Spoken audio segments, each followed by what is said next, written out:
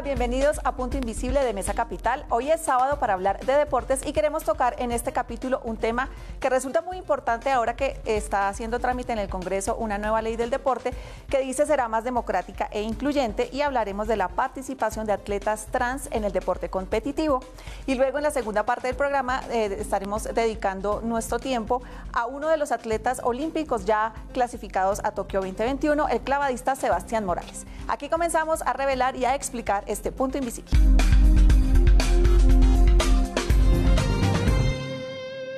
Saludo de una vez a mi compañero habitual Juan Manuel Ramírez para que entremos en materia con este tema de inclusión en el deporte. Buenas noches, Juan Manuel, y bienvenido. Giselle, muy buenas noches para usted, para nuestro invitado a quien ya vamos a presentar, y queremos empezar el programa con la presentación de la siguiente nota en la que queremos aclarar algunos términos que es importante que tanto nosotros como los televidentes tengamos presentes para entender mejor por qué el deporte de alto rendimiento debe implementar más ajustes desde la reglamentación y desde la ciencia para acoger sin barreras a los atletas trans que comienzan a incursionar en competencias oficiales.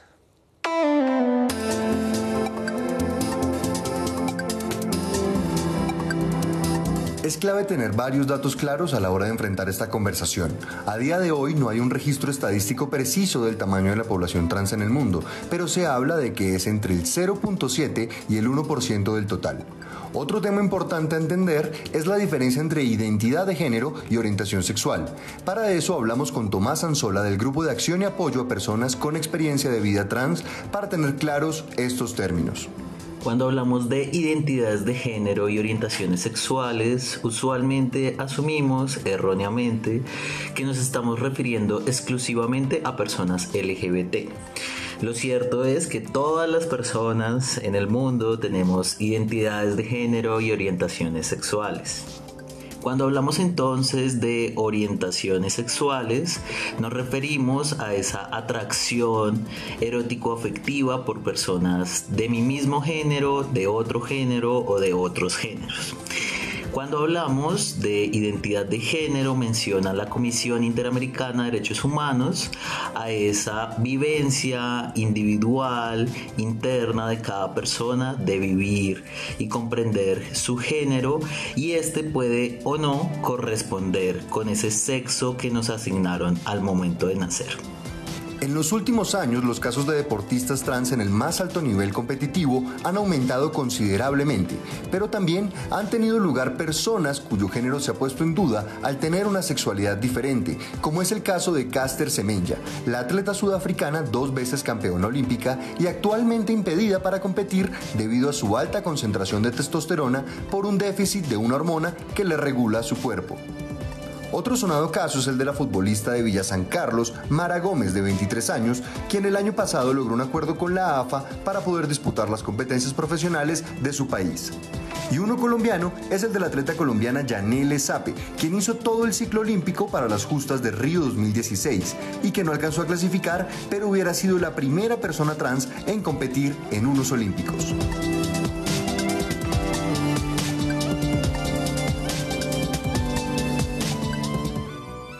Tenemos en estudio a Santiago Mojica, activista de los territorios de la comunidad trans y actualmente integrante del equipo aficionado de fútbol Soccer Fénix.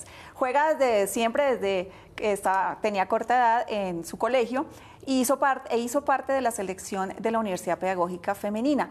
Y ahora, pues, como les decimos, es integrante de Soccer Fénix. Buenas noches, Santiago. Buenas noches, Giselle. Buenas noches, Juan. Santiago, muy buenas noches. Bueno, pero también, Giselle, tenemos comunicación remota con la abogada María José García. Ella es graduada de la Universidad de los Andes con especialización en Derecho Comercial, máster en Derecho Internacional Deportivo de la Universidad de Lérida, y es vicepresidente y fundadora de la Asociación de Futbolistas Colombianas, AFUTCOL. Es también vicepresidente de la Asociación Colombiana de Derecho Deportivo, ACODEPOR, y miembro activo de la Asociación Iberoamericana de Derecho Deportivo y de Women in Sports Law. Así que muy buenas noches, abogada. Bienvenida a Punto Invisible de Canal Capital. Hola, buenas noches, Juan Manuel, Giselle y Santiago. Un gusto para mí poder compartir este espacio con ustedes, así sea remotamente. Bueno, gracias por estar con nosotros y vamos a empezar con Santiago. Santiago, usted queremos que nos cuente cómo comenzó su proceso de tránsito y qué problemas encontró, qué dificultades encontró cuando quiso competir ya con equipos masculinos. Bueno, mi tránsito empezó hace 4 años. Tomo la decisión de pues, no salir del closet, sino de ya pasar a una parte ya más biológica de transformar mi cuerpo. Pues hasta el momento tengo solamente proceso hormonal, no he adquirido todavía ninguna cirugía, no he hecho ninguna cirugía en mi cuerpo. En cuanto a el deporte, lo que su merced me dice de la actividad, bueno, Soccer Fénix lo llevamos hace 2 años y pues somos hombres trans tomándonos la ciudad, los parques de la ciudad. Cuando usted empezó a hacer competencia ya en masculino, ¿tuvo algún problema, alguna barrera? Pues sabemos que culturalmente el país tiene todavía muchos prejuicios sobre el tema. Sí, claro. Pues normalmente cuando uno, o sea, no hemos tenido competencias directamente con hombres, porque hasta el momento el equipo pues es muy pollo, por decirlo así, y hasta ahora vamos en lo que son las competencias que se dan a nivel distrital de la población LGBT, ¿sí? Pero pues no hemos tenido competencia con hombres, pero cuando nosotros estamos en el parque entrenando, hay muchos que de pronto quieren jugar con nosotros o forman su equipo y jugamos, no ven la diferencia, o sea, no son perceptibles ante la diferencia de que nosotros somos hombres trans, sino hombres cisgénero. Entonces, pues las cuestiones han sido muy relajadas hasta el momento.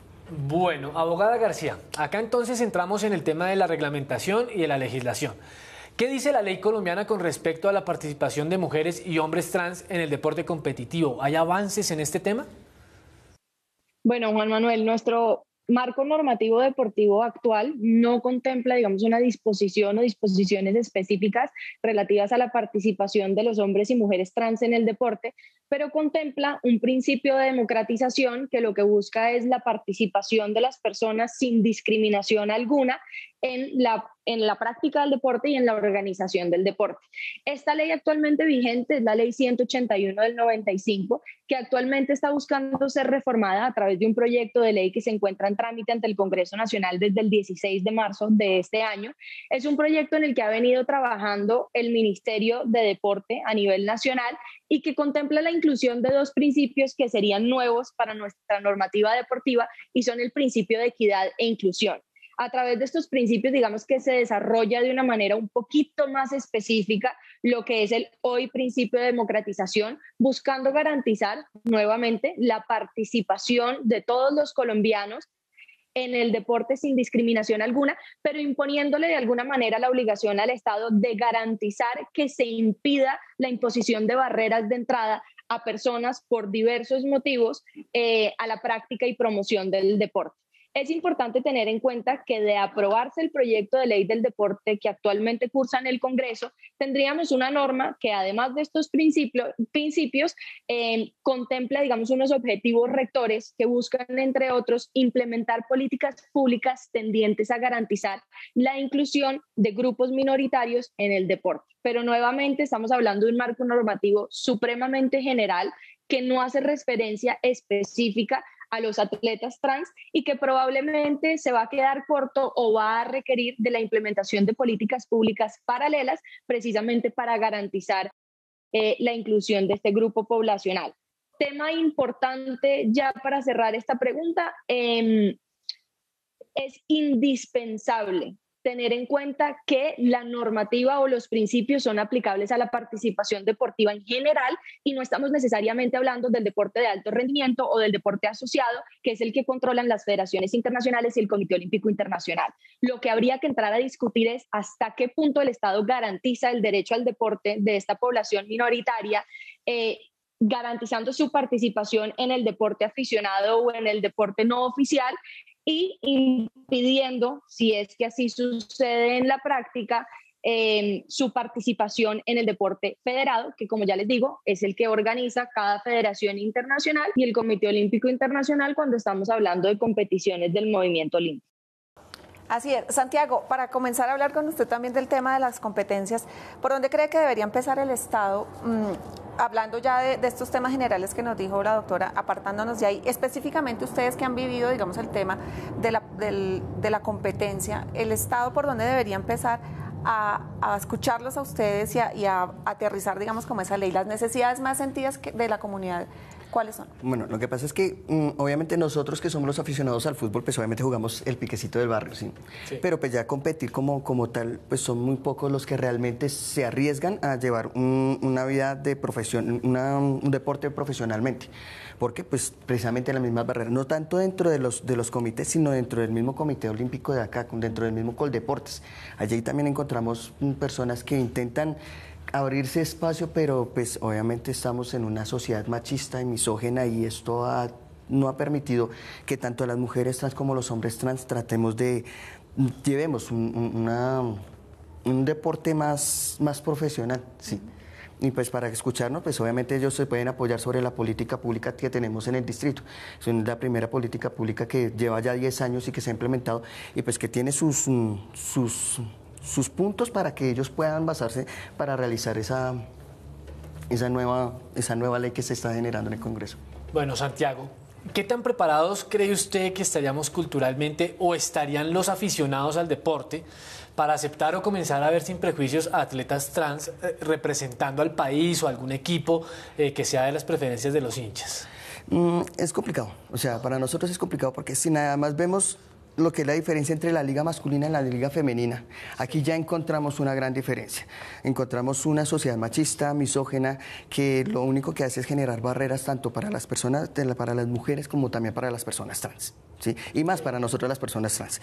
Porque pues obviamente una mujer trans, que es cuando transita, nacen con el sexo masculino, pasan al sexo femenino, sí. Y obviamente ellos tienen una manzana de Adán, tienen unas connotaciones, unos rasgos físicos muy notorios. Okay. Obviamente, cuando pasan al frente, cuando pasan con sus equipos a presentarse, ahí directamente cuando la detectan, automáticamente ahí ya está el juzgamiento, ya está el señalamiento. Entonces, si nosotros vemos eso para la parte profesional, el apoyo no creo que sea una buena aceptación de yo creo que el trabajo tiene que ser a nivel social. Yo creo que el nivel tiene que ser a nivel de barrio, a nivel de las interpersonal, de las personas, de sentarme, que me conozcas. Y así poco a poco se van rompiendo las barreras. Okay. Así es. Doctora García, usted estaba hablando que la ley en Colombia es muy general, pero la legislación mundial, específicamente para el movimiento olímpico, ¿qué dice con la participación de los atletas trans en eventos del ciclo olímpico, o sea, en los Juegos Olímpicos? ¿Qué avances hay en ese sentido en el COI? Bueno, digamos que se esperaba un avance en 2019 que modificara una reunión de consenso que se llevó a cabo entre algunos miembros del Comité Olímpico Internacional y miembros importantes de la sociedad médica, científicos y deportistas que estaban tratando de llegar a un acuerdo respecto de la participación de atletas trans en las competiciones olímpicas. De esta reunión surgió el documento que tristemente hoy por hoy es el que continúa estando vigente desde 2015 y es en el que se establecen unos requisitos para la participación de hombres y mujeres transgénero en las competiciones organizadas por el Movimiento Olímpico Internacional, que claramente la más importante es los Juegos Olímpicos. Estas directrices establecidas para el deporte trans establecen que los hombres trans que quieran participar en las competiciones olímpicas no tienen ningún tipo de restricción. Sin embargo, cuando se trata de mujeres trans, es decir, hombres, para que lo entienda un poco la audiencia, hombres, personas que nacieron como hombres y que hoy por hoy, gracias a su transformación, van a participar en competiciones femeninas, tienen que cumplir con unos estándares de concentración de testosterona en la sangre que no pueden superar los 10 nanolitros, los 10 nanomoles por litro de testosterona de concentración en sangre, o de lo contrario no pueden participar en ninguna de las competiciones oficiales. Se establece adicionalmente que en caso de que el deportista clasifique estando cumpliendo los estándares, pero a la hora de la competición oficial se le haga una evaluación de su concentración de testosterona y ya supere estos rangos, quedará descalificado durante un periodo de 12 meses. Entonces digamos que ahí nos damos cuenta que ya empieza a haber una distinción entre hombres y mujeres trans, precisamente porque una de las mayores resistencias que encuentran las mujeres trans al participar en las competiciones femeninas es las de sus propias competidoras, que han alegado desde hace muchos años que se encuentran en desventaja frente a personas que normalmente pasaron por una pubertad masculina y que les otorga unas condiciones físicas o biológicas que les puede dar una ventaja competitiva. Lo importante, digamos, a resaltar de este documento de 2015 es que por primera vez en la historia el Comité Olímpico Internacional reconoce que es un tema de relevancia y relacionado con los derechos humanos inherentes a cualquier persona, cosa que no había pasado antes, pero sin embargo también dispone que se continúan aceptando, digamos, estos criterios de elegibilidad en la medida en que siempre va a ser más importante la integridad de la competición y la competencia justa entre los distintos competidores que participan en cualquier campeonato o Juegos Olímpicos. Bueno, abogada, desde el punto de vista reglamentario, ¿cuál sería el mayor obstáculo al que hoy se estaría enfrentando un atleta trans para ser aceptado en una competencia oficial de deportes que ni siquiera han comenzado a contemplar el tema? Pues digamos que como ya lo vimos con las directrices que ha establecido el Comité Olímpico Internacional desde 2015, pues los atletas hombres transgénero, sin duda alguna, pues no tendrían mayor obstáculo porque sencillamente pueden participar en las competiciones masculinas. Quienes verdaderamente tienen una dificultad en la práctica son las mujeres trans que buscan participar en las competiciones femeninas y a quienes se les exige una concentración de testosterona tanto para clasificar como para competir en los eventos deportivos oficiales, que son muy inferiores a lo que naturalmente a las concentraciones de testosterona que naturalmente tiene un hombre de nacimiento. Entonces, evidentemente, esto implica someterse a unos tratamientos de control de la hormona que muchas veces ni siquiera son suficientes para cumplir con los estándares que establece el Comité Olímpico Internacional. Esto desde el punto de vista reglamentario y sumado a lo que ya mencionaba en una respuesta anterior, que es la oposición de las propias competidoras en esas ramas femeninas de los distintos deportes, quienes alegan que las competidoras trans tienen una ventaja física competitiva respecto de ellas, de los propios fanáticos que se oponen a la participación de estos deportistas y obviamente las implicaciones sociales, políticas y económicas que tiene cualquier decisión que el Comité Olímpico Internacional o que las federaciones internacionales tomen respecto de este asunto. Santiago, la industria del deporte competitivo podría llegar al punto de preferir organizar competencias exclusivas para atletas trans y generar de pronto otro medio, otra forma de discriminación, o podría ser mixto, digamos, atletas exclusivos para competencias trans, pero que también puedan competir en el deporte convencional. Pues yo no estaría de acuerdo con que nos segregaran, porque eso es una segregación directa de nuestra condición, ¿sí? Yo creo que la inclusión trata de que nosotros participemos también en esas competencias heteronormativas, pero pues obviamente pues mirando el caso de las mujeres trans es bastante complicado. Uno como hombre trans pues obviamente dentro de una sociedad pues tan patriarcal pues uno entra dentro del estándar, pero una mujer trans es como si se negara el derecho de ese patriarcado y eso le pasa como factura a ellas. Bueno, doctora García, ¿sería bueno legislar a nivel país sobre inclusión de atletas trans en la actividad deportiva o cada federación debería reglamentar ese tema en la medida en que se enfrenten a casos concretos? Yo personalmente creo que es un tema de implementar políticas públicas que garanticen el acceso al deporte, pero como deporte en su concepto general, no necesariamente en el deporte oficial o asociado, porque legislar en esta materia sin duda involucraría a Colombia en un conflicto con las federaciones internacionales y con el Comité Olímpico Internacional, que como hemos visto establecen unos estándares para la participación de mujeres trans en las distintas competencias femeninas. Entonces esto traería un problema práctico que a mi juicio incluso terminaría afectando todavía más a las atletas trans, en el sentido de que si por ejemplo en Colombia emitimos una ley para la participación incluyente de estas deportistas en las competiciones oficiales, se organizaría, me voy a inventar, un torneo clasificatorio para una competición internacional de levantamiento de pesas, en las que queda campeona una atleta trans, que puede que cumpla con los estándares establecidos por nuestra legislación pública o normativa nacional, pero que a la hora de entrar a competir a ese campeonato mundial al que está aspirando a nivel internacional, ya no cumpliría con los estándares internacionales de concentración en testosterona, que son los que le van a ser exigibles para determinar si es o no elegible para participar en esa competición. Entonces yo creo que termina siendo mucho más sensato tratar de ir estableciendo unas políticas públicas importantes de inclusión, pero no irnos tan allá en el sentido de regular, porque nos genera más conflictos que los beneficios que verdaderamente traería esto en la práctica. Claro, es clarísima esa explicación y estaríamos legislando sobre algo que de pronto no va a tener de pronto acción después a nivel internacional. Hablaba Nicolás en la nota que vimos al comienzo del programa del caso de la doble campeona olímpica de los 800 metros, la sudafricana Caster Semenya, quien tiene de nacimiento características masculinas y femeninas mezcladas y muy marcadas, que la ubicarían dentro del grupo de personas intersexuales.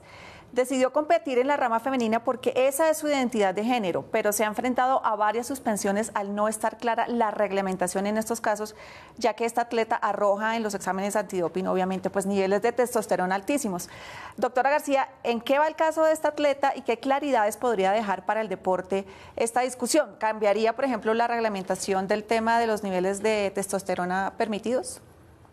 Bueno, es importante hacer una distinción y hemos venido hablando de la participación de atletas transgénero en el deporte.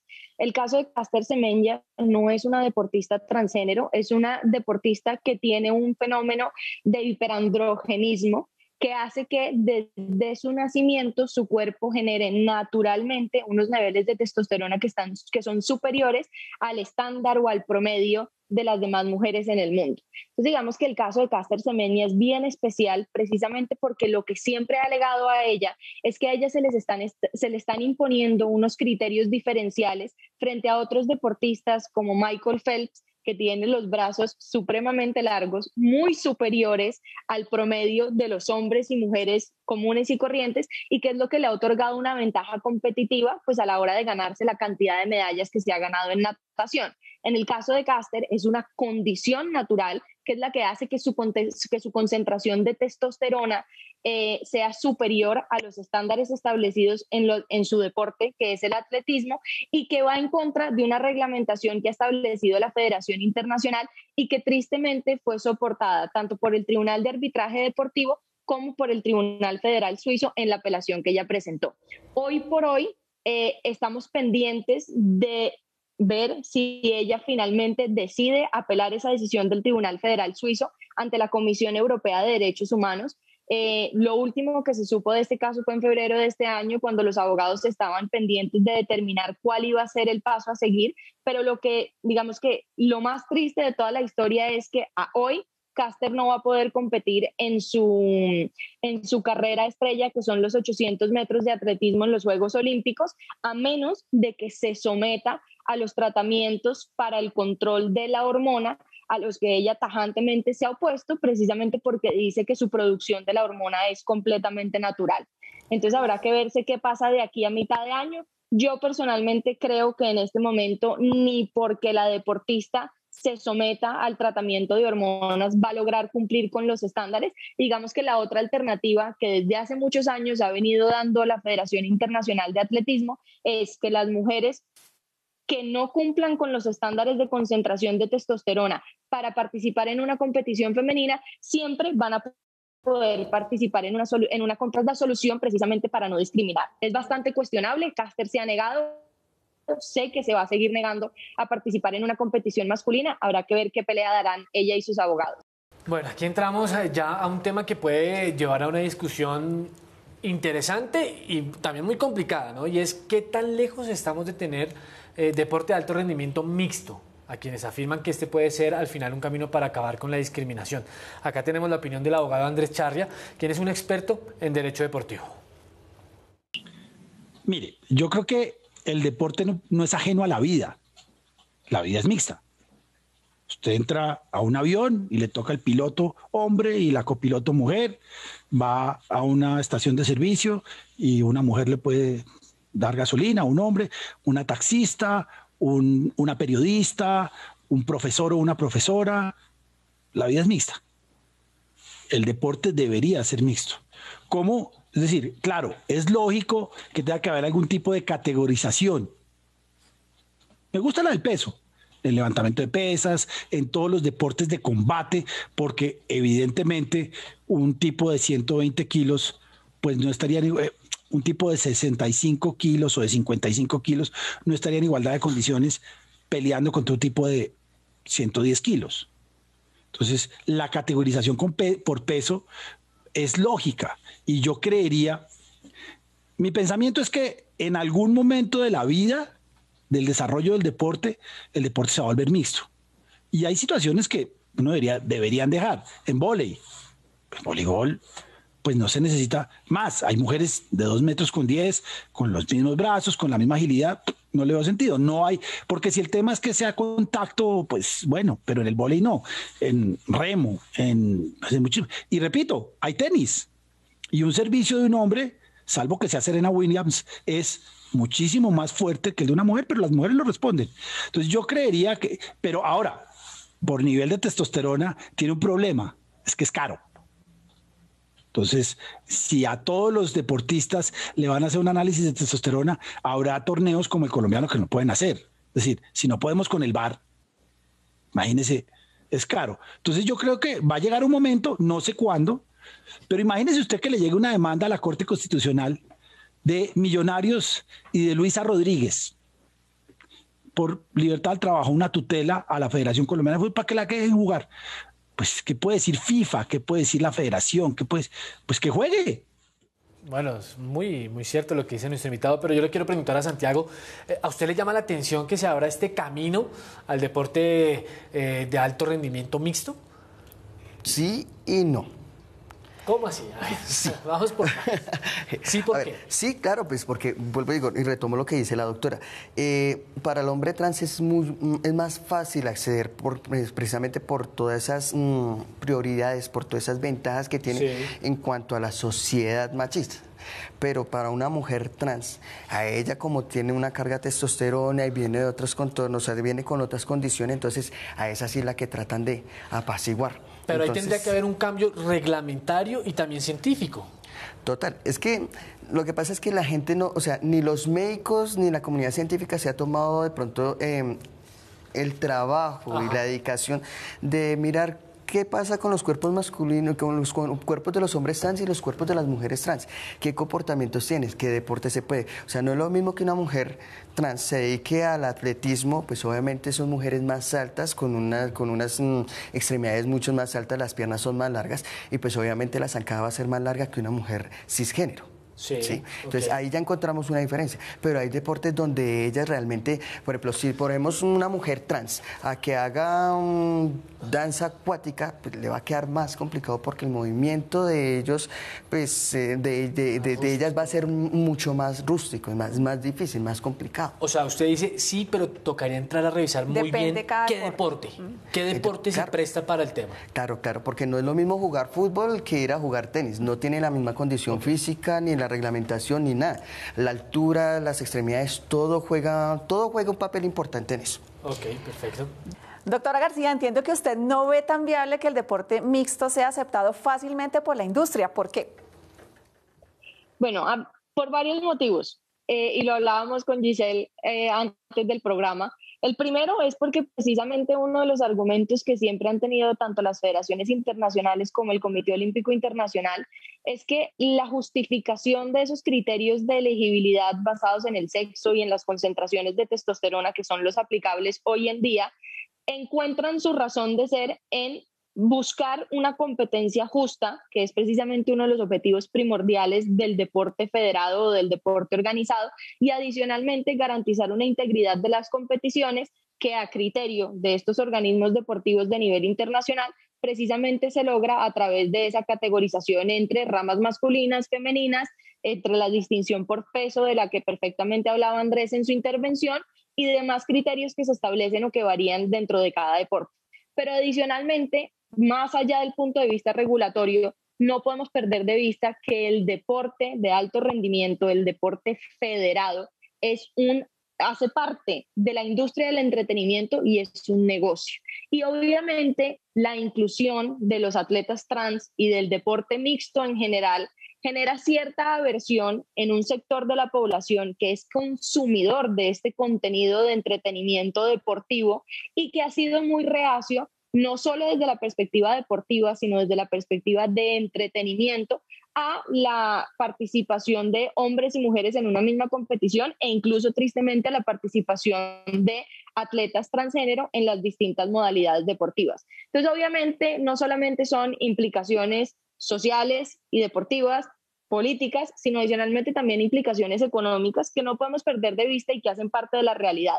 Justificadas o no, considero que es lo que es, y precisamente por eso es que veo todavía más lejos que lo ve Andrés, la posibilidad de que se lleven a cabo estas competencias mixtas. Esto no quiere decir que en el marco del deporte no federado o de competencias no oficiales, pues no se permita la participación, por ejemplo, de niños y niñas en competencias de fútbol o en un torneo de fútbol, simplemente por ponerles un ejemplo. Yo soy la primera en decir que en esas edades y que en instancias no oficiales precisamente se tendría que velar por esa integración y por esa verdadera participación democrática en el deporte. Pero lo veo un poco más complicado ya en el deporte federado. Claro, lo que le entiendo a la doctora, a la abogada García, es que es difícil vender como espectáculo un partido, por ejemplo, de la NBA entre hombres y mujeres. Eso de pronto puede perder patrocinio, puede perder interés para los hinchas y ahí empiezan los problemas. Sí. Entonces es complicado. Y de pronto que socialmente es mucho mejor o más viable que se empiece a hacer un trabajo desde la raíz, ¿no? Desde los niños, desde lo amateur, para que también vayamos entendiendo como sociedad que existe también el trans que puede venir a jugar con nosotros. Sí, la doctora García quería cerrar con alguna, añadir algo. Perdón, porque quería aclarar que no es que yo esté de acuerdo con esa posición, porque me parece completamente indispensable aclararlo. Simplemente creo que es una realidad que tenemos que tener en cuenta. Para mí, personalmente, los deportes femeninos son demasiado atractivos. Me encantaría ver un partido de fútbol mixto. Me parecería lo mejor, pero tristemente hay un sector de la población que, por los motivos que sean buenos o malos, es muy reacio a este tipo de espectáculo deportivo, y obviamente las federaciones internacionales también piensan en el negocio y en lo que les genera el dinero. Entonces, precisamente por eso es que lo veo lejano.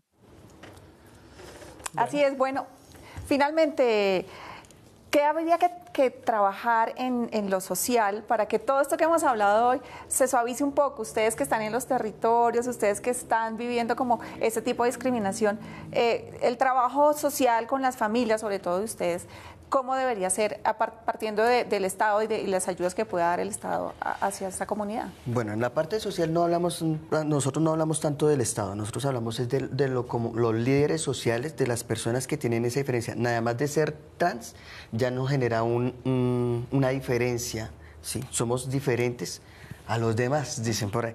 Entonces, esa diferencia, al ver esa diferencia, es lo que nosotros tenemos que enseñar a los demás. O sea, yo digo que nosotros, al tener esa diferencia, estamos llamados a enseñar a los demás que esa diferencia no hace daño, que esa diferencia no tiene que categorizarla, que no es para excluir, que no es para discriminar.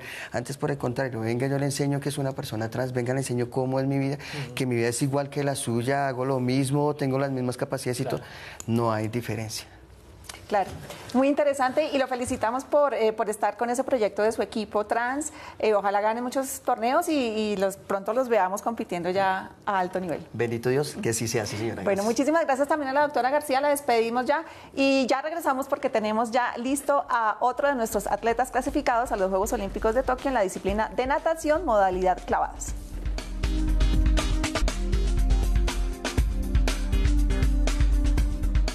Continuamos en Punto Invisible de Mesa Capital y hablamos ahora con nuestro invitado en esta parte del programa que es dedicada a los atletas colombianos clasificados a los Juegos de Tokio 2021. Acá comienza el Punto Olímpico.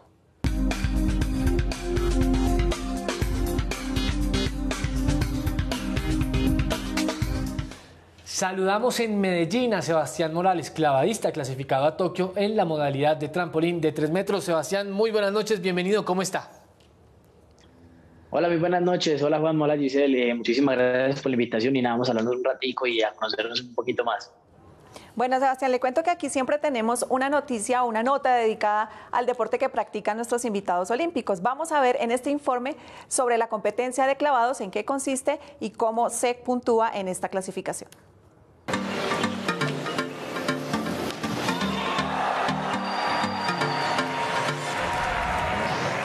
El clavadismo, como muchos otros deportes, hizo su debut olímpico en los Juegos de 1908, celebrados en San Luis, Estados Unidos. En esa ocasión se medía la altura del salto y la distancia que alcanzaba el clavadista una vez dentro del agua. Esta segunda categoría luego fue descartada pues se consideraba poco interesante. En 1912 debutó la categoría femenina en la plataforma fija desde los 10 metros.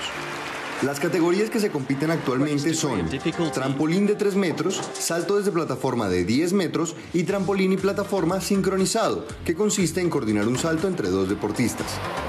La forma de calificar este deporte está a cargo de 7 jueces en las categorías individuales y en el sincronizado de 11 jueces, que reciben una lista de las acrobacias a realizar y sobre la que otorgan 10 puntos que se dividen de la siguiente manera. 3 puntos por el despegue en el salto, 3 puntos por el tiempo de vuelo, donde se clasifican los giros y acrobacias, y 3 puntos por el ingreso al agua, donde la menor cantidad de agua salpicada implica un mayor puntaje y un punto extra que cada uno de los jueces puede otorgar según su criterio. Luego de que cada juez emite su veredicto, los puntajes más altos y más bajos se eliminan y la suma de los restantes se multiplica por la dificultad planteada en el salto. Más allá de lo complicado que puede sonar el proceso de calificación, el salto olímpico o clavadismo se ha consolidado como uno de los deportes más atractivos visualmente y China, desde su primera participación en los Juegos Olímpicos de 1984, ha sido el claro dominador de este deporte en el que cuenta con 40 medallas de oro, solo por detrás de Estados Unidos que cuenta con 48 en 17 justas más. Sebastián, usted empezó a los 6 años saltando, pero en otro deporte, en el BMX, en las pistas de Medellín. Su hermana Adriana terminó teniendo importancia en su carrera como clavadista. ¿Por qué decidió cambiarse de disciplina y dedicarse a los clavados en natación? Bueno, la verdad es que, pues, no lo sé, estaba más que todo mucho, pues, la mayor parte del tiempo allá esperando a mi hermana en la piscina. De tanto esperarla, pues, me corría más allá hacia la izquierda. A ver las personas que se estaban tirando desde los trampolines, desde las plataformas, me gustaba mucho eso, me parecía muy, como que ya mucha adrenalina, me parecía muy chévere llegar a una plataforma y decir, hey, me quiero tirar y poderme tirar, era como que un sueño cumplido, como que, hey, puedo hacer algo peligroso y me van a entrenar para eso. Pero pues sí, yo creo que desde muy pequeño pues mis papás me quisieron pues como inculcar ese buen hábito del deporte, de la actividad física, pues poco a poco me fui quedando en las piscinas, aprendiendo a nadar y ya cuando aprendí a nadar, pues me quedé totalmente con los clavados. Si Adriana, su hermana, practicaba natación, ¿por qué entonces usted empezó haciendo BMX?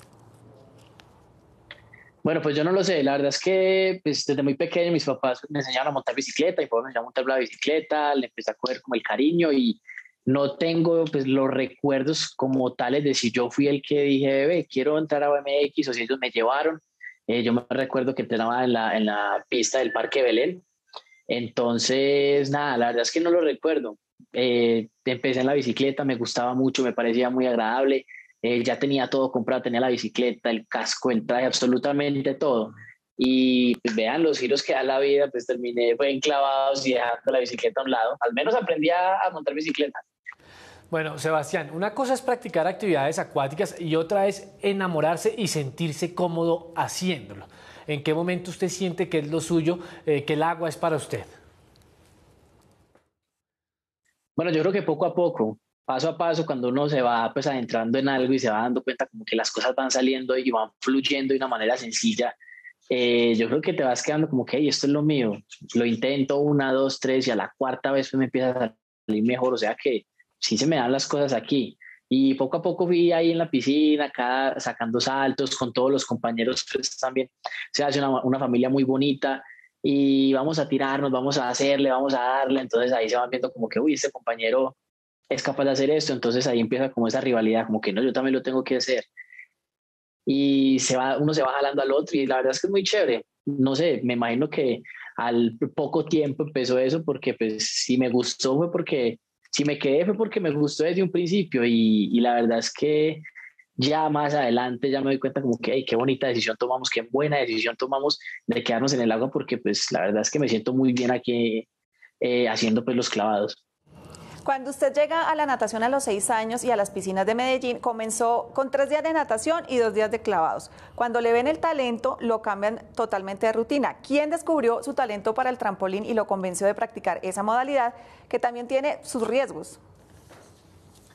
Bueno, en la Liga de Natación de Antioquia hay un programa que se llama el CIFAR, que es como para encontrar los talentos de cada niño. El CIFAR pues como que abarca todas las disciplinas, entonces te enseñan a nadar, también te enseñan un poco de polo acuático, también pues te enseñan nado sincronizado, enseñan los clavados, entonces como que los mismos entrenadores se van dando cuenta como que este chico tiene como aptitudes para polo acuático, ve, esta chica tiene aptitudes para natación y para nado sincronizado, entonces ya es como decisión de uno. Yo tenía pues como esas aptitudes para la natación y para los clavados. Personalmente pues, la natación no me gusta, me parece que es un poquito monótona. Obviamente pues tiene su nivel de dificultad increíble, pero a mí no me gusta por eso, por ir hasta allá y otra vez a la piscina y otra vez a la otra orilla y así. Y yo quería clavados. Mi mamá era como la que decía, no, clavados no, quédate en natación, mira que eso es muy alto y usted va a tener que tirar de eso tan alto todos los días. Y era como inculcándome ese miedo que ella tenía de una u otra forma de que el muchacho se fuera ya a tirar y a porrear. Pero yo quería clavados y los entrenadores dijeron, no, pues hágale, si el chico quiere clavados y el niño es muy bueno para esto, lo más importante, tiene la actitud, no tiene miedo, entonces hágale. Y poco a poco me fui quedando y mi mamá pues le tocó aceptarlo de una u otra manera. Bueno, Sebastián, el cambio es total de la natación, llamémosla tradicional, a los clavados. ¿Cómo empieza a ser esa preparación para usted de encontrar la técnica para los clavados, pero también mantener la técnica en la natación tradicional? ¿Es muy complicado? Así pues usted lo haga ver muy fácil. Sí, claro, la técnica en cualquier deporte es difícil. Yo creo que no se trata solamente de ir y realizarlo a ver cómo sale, sino que poco a poco nosotros tenemos que prepararnos para poder que salga bien.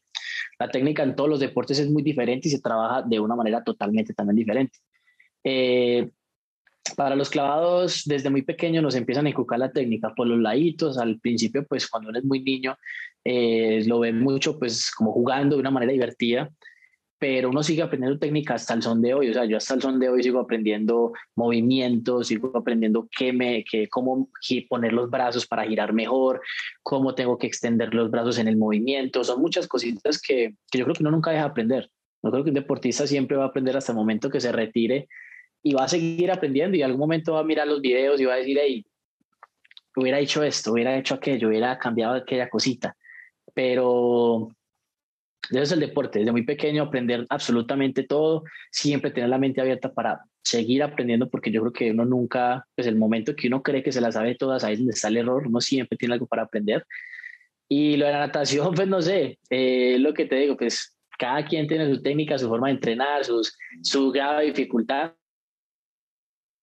Y pues en cuestión de clavados yo sí lo veo que es un deporte que es un poquito complicado, porque aparte pues, de tener como esa valentía de tirarse, pues hay que hacerlo con técnica y caer bonito, y esa combinación algunas veces se nos hace un poquito difícil.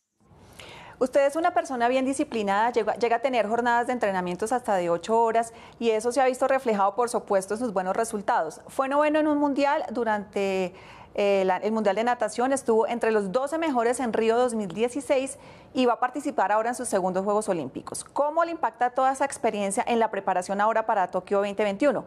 ¿Cree que de pronto la pandemia terminó beneficiándolo por esos temas de la planificación del entrenamiento?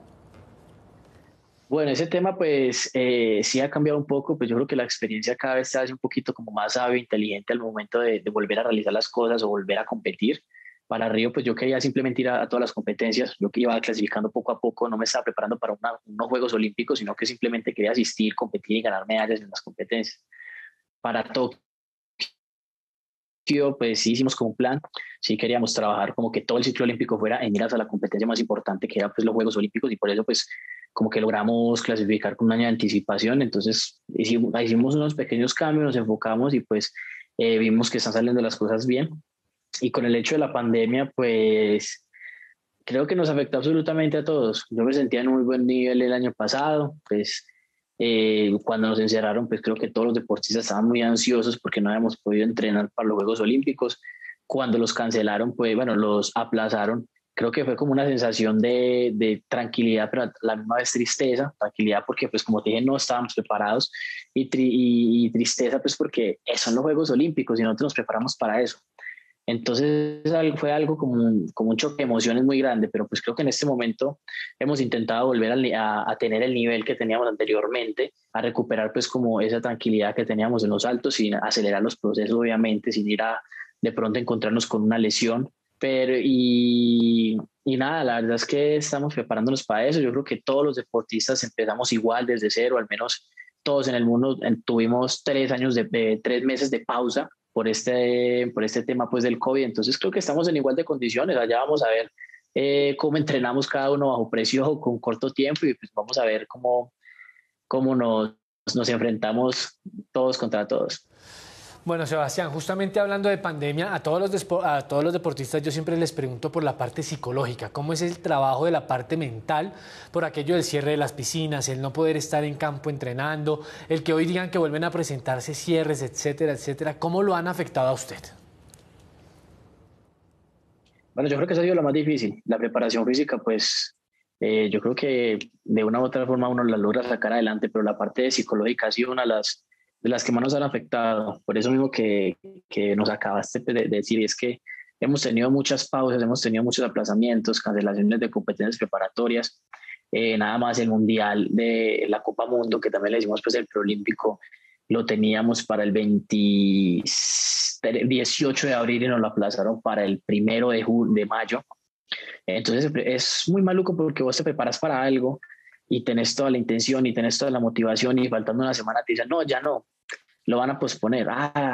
Pucha, entonces listo, otra vez uno se desmotiva, pero nada, otra vez motivado, vamos a entrenar y faltando una semana, no, es que otra vez lo pospusieron, pero esta no tenemos fecha. Entonces queda uno como que mirando para como que bueno, paramos entrenando, si es necesario volver a bajar el nivel, tenemos una pausa, tenemos un descanso o mantenemos el nivel arriba, que pues creo que no es lo mejor porque nos vamos a fatigar demasiado.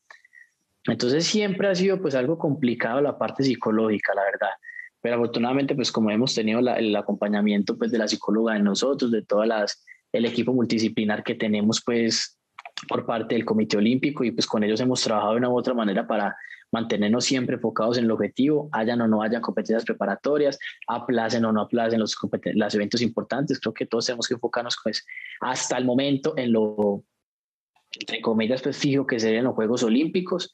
Y pues ha sido un trabajo difícil, pero creo que pues, los deportistas de alto rendimiento estamos acostumbrados a esas altas y bajas. Creo que la resiliencia es uno de los valores que más pues, nos caracteriza por el que creo que no todos ganamos en algún momento. Entonces, mantenernos enfocados es lo primordial en este momento y pues lo hemos estado haciendo durante todos estos momentos pues como de incertidumbre. Sebastián, usted es compañero de equipo de Daniel Restrepo, campeón olímpico juvenil y panamericano. ¿Cómo es esa relación y de pronto hay algo de rivalidad? Y se lo pregunto porque usted siempre compite junto a él, como por ejemplo hace poco en el Suramericano de Argentina en el que lograron la medalla de oro, pero también se han tenido que enfrentar. ¿Cómo les va con eso? Bueno, yo creo que cada uno es consciente de que es un deporte individual. Obviamente pues tenemos una prueba que es sincronizado en el que cada uno pues tiene que también tenemos que trabajar en equipo, pero indiferente de eso, también tenemos que hacer nuestra parte individual. Entonces, no, rivalidad no hay una amistad muy bacana, muy bonita, pues Daniel, a pesar de ser un deportista tan joven, tiene una madurez pues competitiva increíble, no sé cómo lo hace, pero indiferente de cómo salga del trampolín, siempre busca caer de cabezas, entonces es muy bacano porque se siente uno como la seguridad con el equipo, con la pareja de sincronizado. Y nada, cuando nos vemos en sincronizados como que listo, vamos a darla toda, ya sabemos qué hacer, cada uno se da sus consejitos, hace esto, rebote de esta manera, cuando cuente 3 hacemos esto, bien. Ya cuando toca la parte individual es como que listo, vos por tu lado, yo por el mío, vamos a ver quién va a ganar, quién va a hacer las cosas, porque pues indiferente de todo es un deporte individual y a mí pues en lo personal me gusta mucho más esa parte individual, le doy mucha más prioridad. Entonces trabajamos pues, como por su lado, pero indiferente de todo, cada uno tiene que tener esa parte competitiva individual de una excelente manera para poder llevarla a un sincronizado y que se vea igual de bonito. Bueno, Daniel y usted fueron figuras en los Juegos Nacionales, en el Suramericano, en Juegos Panamericanos, y uno lee que están dentro de los mejores clavistas del mundo.